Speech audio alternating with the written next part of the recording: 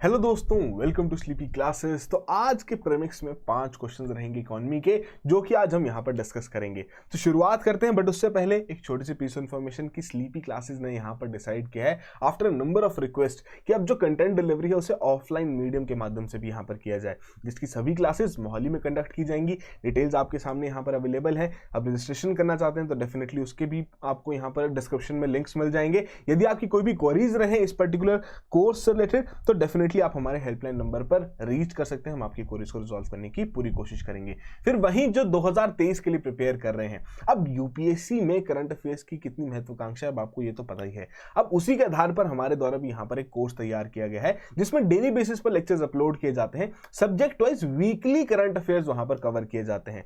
अब इसमें खास बात क्या है कि प्रीलिम से रिलेटेड तो पॉइंट्स हम डिस्कस करेंगे ही, साथ साथ मेंस एनालिसिस भी करेंगे। क्या चैलेंजेस है उस पर्टिकुलर टॉपिक से रिलेटेड, क्या वे फॉरवर्ड वहां पर रहेगा, तो ये पॉइंट्स भी यहां पर रहेंगे। और एक और खास बात कि जो प्रीवियस ईयर क्वेश्चंस रहेंगे, फिर चाहे वो आपके प्रीलिम्स के हों या फिर आपके मेंस के हों, दोनों को ही यहाँ पर डिस्कस किया जाएगा। देखा जाएगा कैसे आपको अगर ऐसा क्वेश्चन वहां पर आ जाए कैसे आप उसे अप्रोच कर सकते हैं, कैसे उसका स्ट्रक्चर वहां पर तैयार कर सकते हैं। तो ये कुछ चीजें हैं जो कि इस करंट अफेयर कोर्स की बहुत ही खास बातें हैं। अब इससे रिलेटेड डिटेल्स भी आपके सामने यहाँ पर अवेलेबल है। कोई भी क्वेरीज रहे तो आप डेफिनेटली टोल फ्री नंबर पर कॉल करके अपनी क्वेरीज को रिजॉल्व करवा सकते हैं। अब शुरुआत करते हैं आज के प्रीमिक्स की। तो 5 क्वेश्चन रहेंगे। सबसे पहले हम क्वेश्चन एक बार देख लेंगे, वही हमारी रूटीन रहेगी। आप आराम से वीडियो पॉज करके हर एक क्वेश्चन को मार्क कीजिए, फिर हम उन्हें यहां पर डिस्कस भी करेंगे। सबसे पहला क्वेश्चन, एनबीएफसी से रिलेटेड बताना है कि कौन सी स्टेटमेंट है जो कि यहां पर इनकरेक्ट है। 4 स्टेटमेंट्स आपको दी गई हैं, तो हर एक स्टेटमेंट को तसल्ली से पढ़िए, आराम से पढ़िए और करेक्ट आंसर यहां पर मार्क कीजिए। सेकंड क्वेश्चन अगर हम बात करें, जीएसटी काउंसिल के ऊपर है। करंट अफेयर्स में आपका काफी चल रहा था तो सोचा इस काउंसिल को थोड़ा बहुत डिस्कस कर लिया जाए। 2 स्टेटमेंट्स यहां पर दी गई हैं, सिंपल स्टेटमेंट्स हैं, बताना इनमें से कौन कौन से करेक्ट हैं। 4 कोड आपको यहां पर प्रोवाइड किए गए हैं। थर्ड क्वेश्चन में बात हो रही है सॉवरन गोल्ड बॉन्ड स्कीम, ये भी आपकी रिसेंटली करंट अफेयर्स में यहां पर आई थी, तो उससे रिलेटेड 4 स्टेटमेंट्स आपको दी गई हैं, बताना इनमें से कौन कौन स्टेटमेंट्स आपको करेक्ट हैं।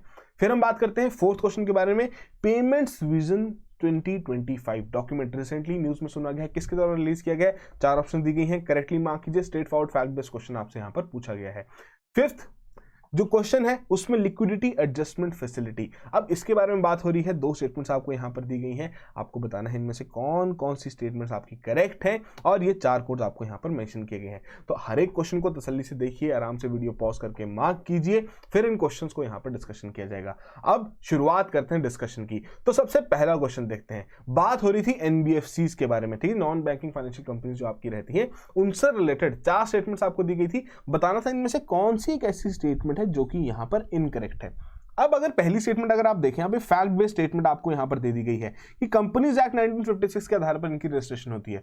अब तो अगर आपको इस चीज के बारे में डायरेक्टली पता है तो आप इसे करेक्टली मार्क कर सकते हैं, अदरवाइज आपके लिए क्वेश्चन डिफिकल्ट बन जाएगा कि हाँ जी क्या ये स्टेटमेंट ए करेक्ट है या इनकरेक्ट है। तो बिल्कुल करेक्टली बताया गया है, कंपनीज एक्ट 1956 के आधार पर इनकी रजिस्ट्रेशन की जाती है। सेकेंड में अगर आप देखें, अब ये डिमांड डिपॉजिट्स जो एक्सेप्ट करने का काम है ये तो बैंकिंग जो इंस्टीट्यूशंस है उनका काम है। नॉन बैंकिंग जो आपके इस तरीके की फाइनेंशियल कंपनीज है उनका काम यहां पर थोड़ा भी है। तो डेफिनेटली करेक्टली बताया गया है कि ये आपके उस तरीके से डिमांड डिपॉजिट्स को एक्सेप्ट नहीं कर सकते। बट जो थर्ड स्टेटमेंट में बात रखी गई है कि ये इशू कर सकते हैं चेक्स ऑन इटसेल्फ, तो ये भी स्टेटमेंट आपकी उस तरीके से गलत है। क्यों गलत है? क्योंकि ये भी आपका एक तरीके से बैंकिंग जो इंस्टीट्यूशंस है उनका एक फंक्शन यहां पर मेंशन किया गया है, ना कि एनबीएफसी का।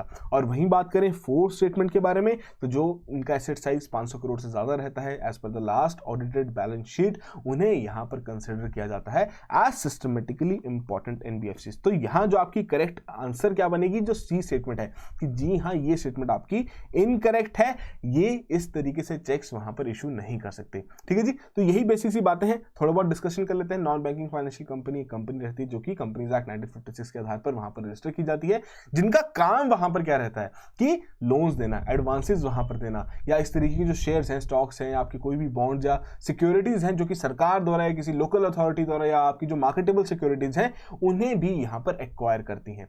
अब इसमें एक टर्म आपने बहुत ज्यादा देखी होगी कि जब भी आरबीआई या किसी भी ऐसी कोई कंपनी है या आपकी ऐसी कोई ऑर्गेनाइजेशन है, जब उनकी डेफिनेशन वहां पर दी जाती है तो वहां पर एक टर्म यूज की जाती है प्रिंसिपल बिजनेस। अब ये जो प्रिंसिपल बिजनेस की जो टर्म है ये कहीं पे भी आरबीआई एक्ट में यहाँ पर डिफाइन नहीं की गई है। तो बेसिकली कैसे इसकी यहाँ पर डेफिनेशन रखी जाती है या कैसे इसके यहाँ पर इसके बारे में बात यहाँ पर रखी जाती है कि फाइनेंशियल एक्टिविटी को एज अ प्रिंसिपल बिजनेस तब माना जाएगा जब किसी कंपनी के जो फाइनेंशियल एसेट्स हैं, कि मान लीजिए इनके अगर वहां पर 1000 करोड़ के एसेट्स हैं, उसमें से 500 करोड़ से ज्यादा के जो एसेट्स होने चाहिए वो उनके फाइनेंशियल एसेट्स होने चाहिए। और मान लीजिए अगर उनके एसेट्स इतने हैं और 100 करोड़ की अगर उनकी यहाँ पर इनकम यहाँ पर हो रही है, तो 50 करोड़ से ज्यादा की जो इनकम वहां पर होनी चाहिए वो इन फाइनेंशियल एसेट से वहां पर आनी चाहिए। ठीक है जी, तो ये बेसिक सी चीजें जो कि आपको यहाँ पर ध्यान रखनी है, तब वहां पर किसी भी कंपनी की फाइनेंशियल एक्टिविटी को प्रिंसिपल बिजनेस वहां पर माना जाएगा। अब ये जो टेस्ट है हम 50-50 टेस्ट भी वहां पर लेते हैं, और इसी के ही चलते वहां पर डिटरमाइन की जाती है कि क्या कोई भी पर्टिकुलर कंपनी फाइनेंशियल बिजनेस, क्या किसी पर्टिकुलर कंपनी का जो एक हम कह सकते हैं जो कार्यभार जो उनके द्वारा वहां पर किया जा रहा है, या उनकी जो एक्टिविटी वहां पर की जा रही है, क्या वो फाइनेंशियल बिजनेस है या नहीं है। और उसी के आधार पर आरबीआई भी यहां पर डिसाइड करता है क्या उनकी रेगुलेशन उन कंपनीज के ऊपर वहां पर रहेगी या नहीं रहेगी। ठीक है जी, यही बेसिक सी बातें आपकी एनबीएफसी से रिलेटेड, रजिस्ट्रेशन किसके अंतर्गत की जाती है, कौन कौन सी एक्टिविटीज यहां पर अलाउ की गई हैं, कैसे ये डिफरेंट है बैंक से, कैसे डिमांड डिपॉजिट्स वहां पर एक्सेप्ट नहीं कर सकते, ना ही जो हमारा पेमेंट और सेटलमेंट सिस्टम उसका पार्ट यहां पर बन सकते हैं, और ना ही चेक्स वहां इशू किए जा सकते हैं इनके द्वारा। फिर वहीं जो आपकी सिस्टमेटिकली इंपॉर्टेंट एनबीएफसीज कौन से रहेंगी, जिनका 500 करोड़ से ज्यादा का यहां पर साइज रहेगा। ठीक है जी, अब ये कुछ पॉइंट्स हैं जो कि आपको एनबीएफसी से रिलेटेड ध्यान में भी रखने हैं। फिर वही बात करते हैं सेकंड क्वेश्चन के बारे में। बात हो रही थी यहां पर जीएसटी काउंसिल के बारे में, उससे रिलेटेड 2 स्टेटमेंट्स यहां पर आपको दी गई थी, 4 कोड्स आपको यहां पर मेंशन किए गए थे। अब अगर आप करंट अफेयर्स वहां पर रेफर कर रहे हैं, डेली बेसिस पर न्यूज़पेपर को थोड़ा बहुत देख रहे हैं, तो आप कुछ दिनों में आपने देखा होगा कि हाँ जी जीएसटी काउंसिल आपकी रिसेंटली यहां पर मिली थी, चंडीगढ़ में मिली थी। अब उससे रिलेटेड क्या क्या चीजें उनके द्वारा की जाती हैं, अब वही चीज आपको यहां पर भी पूछी जा रही है। पहले कह रहे हैं कि इनके द्वारा डिसाइड की जाते हैं various rate slabs of GST. तो आपने देखा होगा कि हाँ जी ये प्रोडक्ट उन्होंने 18% के स्लैब से अब उसे 12% में डाल दिया है। ठीक है जी, तो डेफिनेटली ये जो काम रहता है ये जीएसटी काउंसिल द्वारा ही वहां पर किया जाता है, उनके द्वारा यहां पर डिसाइड किया जाता है, और उनके द्वारा ही इससे रिलेटेड रिकमेंडेशंस भी वहां पर रखी जाती हैं।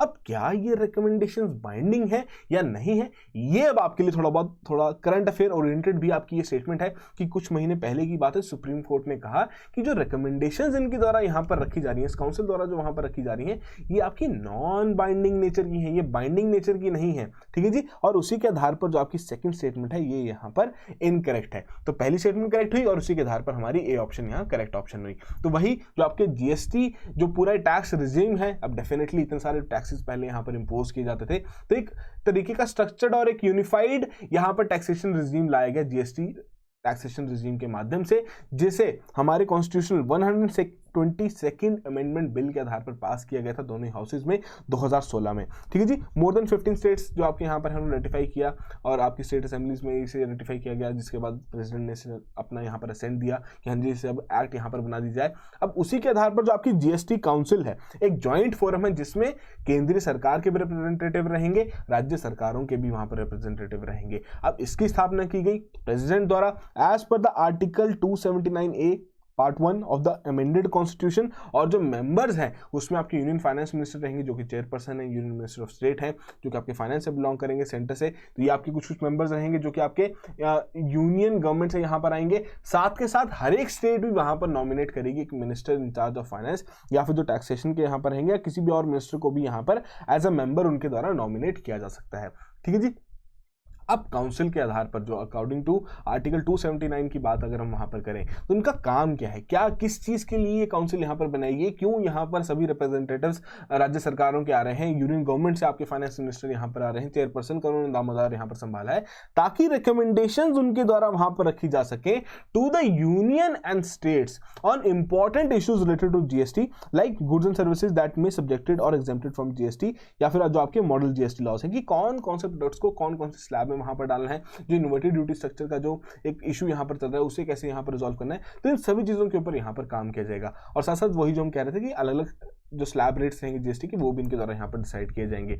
बट यहां मई 2022 में सुप्रीम कोर्ट ने क्या रूलिंग यहां पर रखी कि जी हां, ये जितने भी रिकमेंडेशंस इस काउंसिल द्वारा यहां पर रखी जाती हैं, ये आपकी बाइंडिंग नहीं है, ना ही यूनियन सरकार पे, ना ही स्टेट्स के ऊपर। ठीक है जी, अब स्टेट का जो आपके स्टेट गवर्नमेंट्स भी काफी रहती हैं कि हाँ जी इस तरीके से इनके द्वारा यहां पर डिसीजंस लिए जा रहे हैं, हम इस चीज को यहां पर अडेप्ट नहीं कर सकते, उसी के चलते यहां पर सुप्रीम कोर्ट ने कहा मई 2022 में कि जी हाँ, इनकी जो रिकमेंडेशन है वो बाइंडिंग नेचर की यहाँ पर नहीं है, और जो सेंटर का आर्ग्यूमेंट था कि जो पूरा स्ट्रक्चर है जीएसटी का वो क्रम्बल कर जाएगा अगर जो काउंसिल द्वारा जो वहां पर मेंशन रखे गए हैं या जो रिकमेंडेशंस उनके द्वारा वहां पर रखी गई हैं अगर उन्हें हम एनफोर्स नहीं करेंगे, तो डेफिनेटली उसे रिजेक्ट करते हुए सुप्रीम कोर्ट ने कहा कि जी नहीं, ये आपकी नॉन बाइंडिंग नेचर की है, एज सच कोई भी प्रोविजन आपका कॉन्स्टिट्यूशन में वहां पर मेंशन नहीं किया गया। बात रखी गई कि उनके द्वारा सिर्फ रिकमेंडेशंस वहां पर रखी जाएंगी। ठीक है जी, ये आपके लिए इंपॉर्टेंट पॉइंट था जीएसटी काउंसिल से रिलेटेड। फिर वही बात करें थर्ड क्वेश्चन के बारे में, sovereign gold bond scheme. Recently आपने न्यूज में इसके बारे में सुना होगा, दोबारा से लॉन्च की गई थी। हाँ जी, ऐसे 4 से 5 दिन के लिए वहां पर रखा जाता है कि हाँ जी उस दौरान आप इन बॉन्ड्स को वहां पर खरीद सकते हैं। तो उससे रिलेटेड अब आपको यहाँ पर 4 स्टेटमेंट दी गई हैं, बताना है इनमें से कौन कौन सी स्टेटमेंट्स यहाँ पर करेक्ट हैं। आई होप आपने करेक्टली मार्क कर लिया हो इस क्वेश्चन को। तो सबसे पहले कह रहे हैं आपके इशू किए जाते हैं as a government of India stock under government securities act of 2006। अब ये भी बिल्कुल एक तरीके से फैक्ट आपसे यहाँ पर पूछ लिया गया है। अब अगर आपको पता है तभी आप बता पाएंगे, बट अगर आप ऑप्शंस देखें तो काफी सारी ऑप्शंस में आपकी फर्स्ट ऑप्शन तो यहाँ पर इंक्लूडेड है, तो कहीं ना कहीं आप इसे कंसिडर करके चल सकते हैं कि हाँ जी अगर आपको नहीं पता कि ये करेक्ट है इनकरेक्ट, तो आप कह सकते हैं कि चलो थोड़ी बहुत करेक्ट स्टेटमेंट हम यहाँ पर मान के चल सकते हैं। फिर आप बाकी स्टेटमेंट्स यहाँ पर देखेंगे कि सेकंड स्टेटमेंट में कह रहे हैं कि जो बॉन्ड्स हैं आपके यूज नहीं किए जा सकते as collateral for loans. Third में कह रहे हैं जो इंटरेस्ट आपका इन बॉन्ड्स पर जनरेट होगा वो टैक्सेबल रहेगा as per the provisions of the income tax act. और थर्ड और जो आपकी लास्ट स्टेटमेंट है उसमें कह रहे हैं जो कैपिटल गेन्स टैक्स यहां से राइज होगा on redemption of these particular bonds to an individual, वो यहां पर एग्जेम्प्ट कर दिए गए हैं। तो 4 स्टेटमेंट थी। अब बेसिकली इसमें जो सेकंड स्टेटमेंट यहां पर, या आप बाकी स्टेटमेंट्स को यहां पर देख लीजिए जो मेन पॉइंट्स हैं इसके, ठीक है जी, कि जो इंटरेस्ट रहेगा एसजीबी में बिल्कुल डेफिनेटली करेक्टली यहां पर बताया गया है। अगर आपने कहीं इसका माइंड मैप भी पढ़ा हो या कहीं पे इसके बारे में थोड़ी बहुत चीजें पढ़ी हो तो ये डेफिनेटली ये पॉइंट तो सब जगह मेंशन किया ही जाता है कि जो इंटरेस्ट यहां पर अर्न किया जाता है 2.5% का जो इंटरेस्ट वहां पर अर्न किया जाता है वो आपका टैक्सेबल रहता है। आपकी इनकम स्लैब के हिसाब से ही वहां पर उस पर टैक्स वहां लगाया जाएगा कि कितनी आपकी इनकम उस पर्टिकुलर इंटरेस्ट से वहां पर बढ़ रही है। ठीक है जी, पर वहीं मान लीजिए आपने इस सॉवरेन गोल्ड बॉन्ड स्कीम के माध्यम से वहां पर गोल्ड बॉन्ड ले लिया, ठीक है जी, 7 साल का आपका मैच्योरिटी पीरियड है, उसके बाद आप इसे रिडीम करवाने जाएंगे तो जो एग्जिस्टिंग प्राइस चल रहा होगा गोल्ड का उसके हिसाब से इसकी रिडेम्पशन वहां पर होगी। अब उस दौरान मान लीजिए 40,000 का आपने खरीदा है, 40,000 के रेट पर आपने वहां पर खरीदा है, और उसके बाद आपका ये जब आपने रिडीम इसे करवाने वहां पर जा रहे हैं तो 60,000 वहां पर हो चुका है। ठीक है जी, अब डेफिनेटली उस हिसाब से आपका 20,000 का यहाँ पर आपने गेन्स किए हैं, प्रॉफिट यहाँ पर कमाया है, तो उसके ऊपर आपका टैक्सेशन नहीं लगेगी, आपका कैपिटल गेन्स टैक्स आपका इसके ऊपर यहाँ पर नहीं लगाया जाएगा, उसमें इस यहाँ पर एग्जेम्पशन अलाउ कर दी जा चुकी है। अब ये तो रही आपकी थर्ड एंड फोर्थ स्टेटमेंट जो कि करेक्ट है। अब ये जो बॉन्ड्स इनका एक और यूज यहाँ पर क्या रहता है कि आप इन बॉन्ड्स को यूज कर सकते हैं एज अ कोलेटरल जब आपको लोन्स की जरूरत वहां पर पड़ेगी, तो उसी के आधार पर यहाँ पर आपकी first, third and fourth statement correct है और सेकंड स्टेटमेंट आपकी इनकरेक्ट है, और उसी के आधार पर सी ऑप्शन जो यहां पर है ये है आपकी करेक्ट ऑप्शन यहां पर रहेगी। ठीक है जी, तो ये कुछ पॉइंट्स रहते हैं, फाइन पॉइंट्स रहते हैं, जो कि ऐसी जितनी भी स्कीम्स रहेंगे, जो भी इंस्ट्रूमेंट्स यहां पर सरकार द्वारा यूज किए जा रहे हैं बोरोइंग के लिए, उनके बारे में पता होना बहुत जरूरी है। अब लॉन्च की गई थी नवंबर 2015 में, गवर्नमेंट सिक्योरिटीज आपकी डिनोमिनेट की जाती है ग्राम्स ऑफ द गोल्ड, 1 ग्राम की वहां पर वैल्यू वहां पर इशू की जाती है कि इस हिसाब से वहां पर आप इन बॉन्ड्स को खरीद सकते हैं। सब्सटीट्यूट्स यहां पर रखे गए हैं ताकि हम फिजिकल गोल्ड को रिप्लेस कर सकें, क्योंकि बहुत सारा गोल्ड बाहर से इंपोर्ट किया जाता है, तो इस इंपोर्ट बिल को भी हम यहाँ पर कम कर सकें।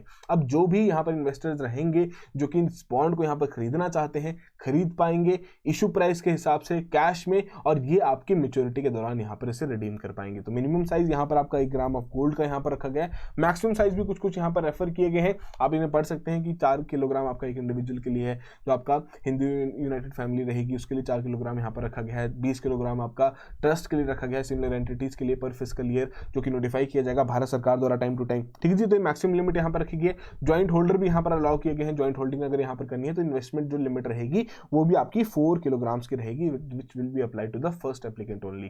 ठीक है जी, ये तो रही बेसिक सी बातें। फिर वहीं जो आपके एक इंपॉर्टेंट पॉइंट जो रहते हैं, एश्योर्ड रिटर्न्स आपकी 2.5% पर एनम के हिसाब से यहाँ पर पे की जाती है हाफ ईयरली बेसिस पर। फिर जो आपका एक बहुत ही टसल रहता है, बहुत ही हसल रहता है उस तरीके से कि हाँ जी हमें गोल्ड को कैसे स्टोर करना है। मोस्ट ऑफ द केसेस में अगर हम देखें काफी फैमिलीज तो गोल्ड वहां पर खरीदते हैं कि चलो इन्वेस्टमेंट अच्छी है, कल को उसका रेट बढ़ेगा तो हम उस तरीके से रिडीम करवा के कुछ अच्छी चीज वहां पर बनवा लेंगे।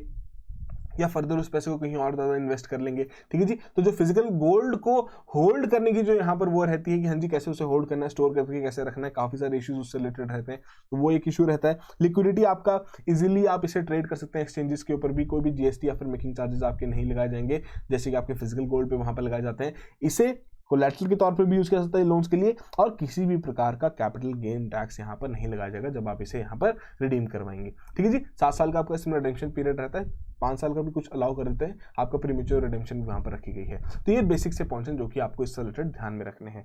फिर वही बात करते हैं फोर्थ क्वेश्चन के बारे में, पेमेंट्स विजन 2025। अब एक डॉक्यूमेंट्स आपका रिसेंटली न्यूज में सुना गया है, किसके द्वारा यहाँ पर रिलीज किया गया था। अब बेसिकली अगर आप देखें कि पेमेंट्स विजन 2025 पेमेंट्स के बारे में बात हो रही, तो काफ़ी ज़्यादा यहाँ पर इंक्लेशन हो सकती है। अगर आपने इस चीज़ के बारे में नहीं पढ़ा, आप थोड़ा गैस लगाने का काम करना चाहते हैं कि हाँ जी national payment corporation of India जो आपका NPCI है उनके द्वारा यहाँ पर ये रिलीज़ किया गया होगा, बट जी नहीं, यहाँ पर आपकी करेक्ट ऑप्शन है कि रिजर्व बैंक ऑफ इंडिया द्वारा ये रिलीज़ किया गया है। तो बेसिकली क्या है, डॉक्यूमेंट 30 पेज का डॉक्यूमेंट यहाँ पर तैयार किया गया, जिसके चलते कि जो डिजिटल पेमेंट की ट्रांजेक्शन जो हो रही है उसे हमें यहाँ पर इंडिया में ट्रिपल करना है बाय 2025। तो उससे रिलेटेड एक डॉक्यूमेंट यहाँ पर तैयार किया गया, और इसमें RBI का ये मानना है कि UPI सबसे बड़ा मेन ड्राइवर रहेगा इस तरीके की डिजिटल पेमेंट ट्रांजैक्शंस को यहाँ पर बढ़ाने में। तो 10 इनिशिएटिव्स बेसिकली RBI ने यहाँ पर मेंशन किए हैं जो कि अपकमिंग ईयर्स में यहाँ पर लिए जाएंगे। कौन कौन से कि चेक बेस्ड जो पेमेंट्स यहाँ पर की जा रही हैं उसको रिस्ट्रिक्ट करना है, फिर डिजिटल पेमेंट ट्रांजैक्शंस को यहाँ पर इंक्रीज करना है 3 गुना, फिर UPI to register average annualise growth of around 50%, और IMPS जो NFT की यहाँ पर बात रखी गई 20% की ग्रोथ यहाँ पर विटनेस करनी है। उसके अलावा यहाँ पर कह रहे हैं कि जो आपका पेमेंट ट्रांजैक्शन टर्नओवर है विज़ GDP, तो उसे यहाँ पर इंक्रीज करना है टू 8%, इंक्रीज करना है डेबिट कार्ड ट्रांजैक्शंस में at the point of sale आपके 20% से, डेबिट कार्ड यूजेज को यहाँ पर पास करना है, सरपास करना है क्रेडिट कार्ड से in term of value, increase करनी है PPI ट्रांजैक्शंस आपकी 150% से। तो ये कुछ पॉइंट्स जो कि आप डेफिनेटली यहाँ पर दे सकते हैं। जो आपका कैश सर्कुलेशन में उसे यहाँ पर कम करना है ताकि सबसे ज़्यादा ट्रांजैक्शन आपकी डिजिटली ही रहे, ताकि सरकार भी उसे मॉनिटर कर सके कि कितना आपका पैसा इकोनॉमी में वहाँ पर चल रहा है। ठीक है जी, ये कुछ पॉइंट्स हैं जो कि आपके इस डॉक्यूमेंट में यहाँ पर रखे गए थे, तो इंपॉर्टेंट है आपके लिए। मेन आंसर राइटिंग में भी आप इन पॉइंट्स को यहाँ पर यूज कर सकते हैं, कैसे यहाँ पर सरकार द्वारा या RBI द्वारा बेसिकली यहाँ पर काम किया जा रहा है, कैसे उनके द्वारा टारगेट्स यहाँ पर रखे जा रहे हैं। ठीक है जी, फिर 5th क्वेश्चन के बारे में बात करते हैं, लिक्विडिटी एडजस्टमेंट फैसिलिटी। अब इससे रिलेटेड 2 स्टेटमेंट्स यहाँ पर आपको दी गई थी और 4 कोड्स आपको यहाँ पर मेंशन किए गए थे। तो बेसिकली क्या कह रहे हैं कि ये जो LAF फैसिलिटी यहाँ पर रखी गई है ये एक्सटेंडेड है RBI द्वारा to the scheduled commercial banks and RRBs, ताकि लिक्विडिटी को अवेल किया जा सके इन केस ऑफ रिक्वायरमेंट। ठीक है जी, तो बिल्कुल करेक्टली यहाँ पर बताया गया। और इसमें जो आपके रेपोज और जो रिवर्स रेपोज हैं वो टूल्स यहाँ पर यूज किए जाते हैं आपके LAF के ऑपरेशंस में। तो दोनों ही स्टेटमेंट्स आपकी यहाँ पर करेक्ट हैं। RRBs पहले इंक्लूडेड नहीं थी, फिर आपकी रिसेंटली 1-2 साल पहले ही यहाँ पर इन्हें इंक्लूड किया गया। दोनों स्टेटमेंट्स यहाँ पर करेक्ट है और उसी के आधार पर C ऑप्शन यहाँ पर करेक्ट ऑप्शन है। तो बेसिकली एक मॉनेटरी पॉलिसी टूल है जो कि भारत सरकार या आपके RBI द्वारा यहाँ पर यूज किया जाता है 1998 से, और इसे इंट्रोड्यूस किया गया था as a part of the recommendation जो कि नरसिम्हन कमेटी द्वारा पर रखी गई थी बैंकिंग सेक्टर रिफॉर्म्स पर। अब बेसिकली जो आपका लिक्विडिटी को मैनेज करना है तो उसी से रिलेटेड ये जो जितने भी टूल्स यहाँ पर रहते हैं तो वो आपके LAF के अंतर्गत ही वहां पर आते हैं। तो एक तो आपका रेपो रेट हो गया, रिवर्स रेपो रेट हो गया। तो कमेंट बॉक्स में आपके लिए यहाँ पर होमवर्क है, आप बताइए और कौन कौन से टूल्स यहाँ पर यूज किए जाते हैं। तो बेसिकली क्या रहता है कि रेपो रेट के हिसाब से अगर हम देखें बैंक द्वारा RBI द्वारा यहाँ पर बैंक्स को पैसा दिया जाता है। ठीक है जी, और रिवर्स रेपो ऑपरेशंस के आधार पर बैंक्स अपना पैसा RBI के पास वहां पर पार्क करते हैं। तो उस पर इंटरेस्ट रेट्स आपके कुछ चार्ज किए जाते हैं जो कि रिसेंटली आपके बढ़ा दिए गए हैं, ताकि हम जो आपकी क्रेडिट जो यहाँ पर दिया जा रहा है बैंक द्वारा उसको थोड़ा कंट्रोल कर सकें, मनी सप्लाई को थोड़ा बहुत कंट्रोल कर सकें। तो इस तरीके से ये टूल्स यहाँ पर यूज किए जाते हैं RBI द्वारा, ताकि हम लिक्विडिटी को मैनेज कर सकें, और वही आपका लिक्विडिटी एडजस्टमेंट फैसिलिटी के अंतर्गत यहाँ पर यूज किए जाते हैं। अब जब भी बैंक्स को वहाँ पर जरूरत पड़ती है अपने CRR और जो SLR उनके रिक्वायरमेंट्स हैं उन्हें पूरा करना है, ठीक है जी, डे टू डे बेसिस पर वहाँ पर पूरा करना है, तो डेफिनेटली इस फैसिलिटी का वहाँ पर यूज करते हुए वहाँ पर उन बैंक्स द्वारा RBI से पैसा वहां पर उधार लिया जाता है और डे टू डे बेसिस पर ही वहां पर रिटर्न भी कर दिया जाता है, ताकि अपनी लिक्विडिटी वहां पर मैनेज कर सके और जो उनकी ऑपरेशनल नीड्स हैं वो वहां पर पूरी हो सके। ठीक है जी, 2020 में RBI ने यहाँ पर लॉ कर दिया था कि RRBs भी अब इस फैसिलिटी को यहाँ पर एक्सेस कर सकते हैं। ठीक है जी, तो ये इंपॉर्टेंट पॉइंट था आपके लिए। तो अब किस तरीके से फर्दर RBI द्वारा यहाँ पर इन्हीं टूल्स को यहाँ पर यूज किया जा रहा है, और लिक्विडिटी, जो सरप्लस लिक्विडिटी हमारी इकोनॉमी में क्रिएट हो चुकी है, उसे पुल आउट करने के लिए, उसे सक आउट करने के लिए अब डेफिनेटली वो भी आगे देखना रहेगा ही वहां पर। तो ये थे आज के हमारे 5 क्वेश्चंस। आई होप आप में से सभी ने ही अच्छा स्कोर यहां पर किया हो। जो भी आपका स्कोर है कमेंट बॉक्स में जरूर यहां पर मेंशन कीजिए और इसी तरीके से रेगुलरली इस इनिशिएटिव को फॉलो करते रहिए। 5 क्वेश्चन हम डिस्कस करते हैं, 10 से 15 या हम कह सकते हैं मैक्स टू मैक्स 20 मिनट का आपका इस तरीके के सेशंस यहां पर रहते हैं। ऑब्जेक्टिव बड़ा सिंपल सा है कि डेली बेसिस पर आपकी प्रीलिम्स की प्रिपरेशन वहां पर होती रहे। इंपॉर्टेंट जो टॉपिक्स वहां पर रहते हैं या जो यूपीएससी जिस तरीके से ट्रेंड्स अपने वहां चेंज कर रहा है, तो उन्हीं ट्रेंड्स को थोड़ा बहुत फॉलो करते हुए आपकी प्रिपरेशन को भी वैसे ही हम वहां पर स्ट्रीमलाइन कर सकें। तो इंपॉर्टेंट है आपके लिए कि कंसिस्टेंट रहिए, डेली बेसिस पर 5 क्वेश्चन सॉल्व कीजिए ताकि आपकी प्रिपरेशन एक स्ट्रीमलाइन वहां पर रहे, कंसिस्टेंसी वहां पर रहे। और पूरे यूपीएससी के एग्जामिनेशन को क्रैक करने के लिए सबसे जो इंपॉर्टेंट टूल जो मुझे पर्सनल लेवल पर लगता है वो यही है, कंसिस्टेंसी। आप डेली बेसिस पर कोशिश कीजिए कि अगर आपके टारगेट्स हैं कि हाँ जी मुझे 4 से 5 घंटे पढ़ना है, तो ऐसा ना हो कि किसी दिन आपके स्किप वहां पर हो। कोशिश कीजिए अगर आपके पास समय नहीं है, एटलीस्ट 1 से 1.5 घंटा तो आप वहां पर निकालें, या जो दिन की आपकी खबरें वहां पर रही, करंट अफेयर्स जो आपके वहां रहे, वो तो डेफिनेटली आप वहां पर कवर करें ही करें। ठीक है जी। और जाते जाते 2023 से रिलेटेड आपके जो सोशियोलॉजी के कोर्सेज हैं उनकी डिटेल्स आपके सामने यहां पर अवेलेबल है। मात्र 12,000 से आप अपनी प्रिपरेशन की शुरुआत यहां पर कर सकते हैं, जिसमें आपको सिर्फ कंटेंट यहां पर प्रोवाइड किया जाएगा। फिर एक और ऑप्शन यहां पर अवेलेबल है आपका कंटेंट प्लस आंसर इवैल्यूएशन, और एक है आपका मेंटरशिप। कंप्लीट मेंटरशिप बैच यहां पर तैयार किया गया है, जिसमें जो एनरोलमेंट रहेगी वो टेस्ट बेसिस पर ही यहां पर की जाएगी। सभी डिटेल्स आपके सामने यहां पर अवेलेबल है। बाकी टेस्टिमोनीज तो आप यहां पर फॉलो करते होंगे, किस तरीके से जो एस्पिरेंट्स जो कि स्लीपी क्लासेस का सोशियोलॉजी यहां पर फॉलो करते हैं काफी अच्छा स्कोर वहां पर लेके आ रहे हैं। तो आपके लिए भी इंपॉर्टेंट है अपनी, अगर आप सोशियोलॉजी की प्रिपरेशन को स्ट्रेंथन करना चाहते हैं तो डेफिनेटली आपको स्लीपी क्लासेस को ऑप्ट करना चाहिए। So that will be all the very best, have a good preparation.